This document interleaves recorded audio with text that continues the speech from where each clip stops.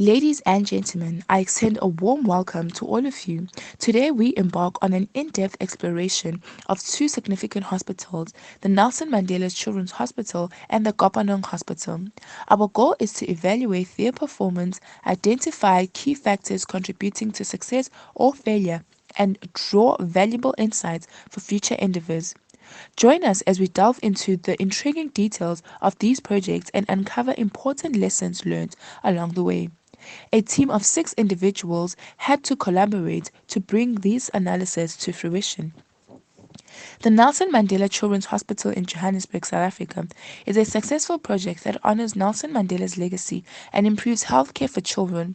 It was established through a joint initiative involving the Nelson Mandela Children's Fund, the Gauteng Provincial Government, and the South African National Department of Health. The hospital aims to address critical healthcare needs for children across the country. In contrast, the Kopanong Hospital project in Vereeniging Gauteng faced challenges and was ultimately unfinished. It aimed to provide intensive care unit beds during the peak of COVID-19 pandemic but suffered from financial mismanagement, inadequate site management practices, and a lack of transparency. Comparing these two hospitals allows for valuable insights into their respective project management approaches and outcomes. Factors such as project scope management, adherence to timelines, cost control measures, resource allocation, and stakeholder engagement can be assessed to evaluate project success. Analyzing both failures and successes helps project managers identify pitfalls and mistakes to avoid in the future while replicating effective strategies and best practices for future projects. Over the course of our 10-week timeline, we conducted a comprehensive analysis of the project management approaches and outcomes of the Nelson Mandela Children's Hospital and Kopanong Hospital. Our research involved gathering information from various sources. We found helpful interviews online with Sibongile Makabela, the CEO of the Nelson Mandela Children's Hospital, which contributed to our comprehensive understanding to the project. Mandisa Aduns, the acting CEO of Kopanong Hospital, provided limited information during our site visit. Additionally, we relied extensively on online news articles as valuable sources of information for both projects, enriching our research and analysis. Analyzing the construction of the Nelson Mandela Children's Hospital reveals several noteworthy findings. The architects responsible for the hospital's design received multiple awards indicating their high level of skill and creativity. The project team demonstrated adaptability through careful planning, effectively managing setbacks such as rainfall delays. Resource management was another area of success, with the team addressing labor shortages through 10-day training programs for local workers, empowering the community with variable skills. Sibongile Makabela highlighted the significance and contribution of local support and participation in the construction of the hospital, with approximately 60% of donations coming from within South Africa. This underscores the enduring impact of the local engagement and effective project management in successful completion of the hospital. Effective communication played a vital role, with the punctuality and worker efficiency regularly assessed to maintain open line of communication and ensure alignment with project objectives. The construction of Kopanong Hospital, in contrast to the successful Nelson Mandela Children's Hospital, faced significant challenges.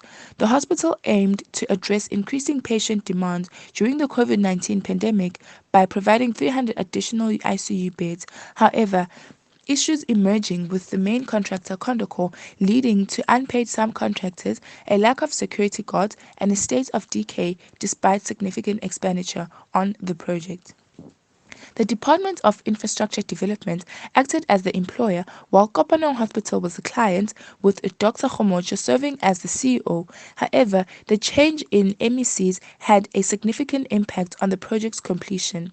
Inadequate site management practices were observed during the site visits, hinting at the presence of corruption, as contractors were reportedly paid upfront without proper checks and balances.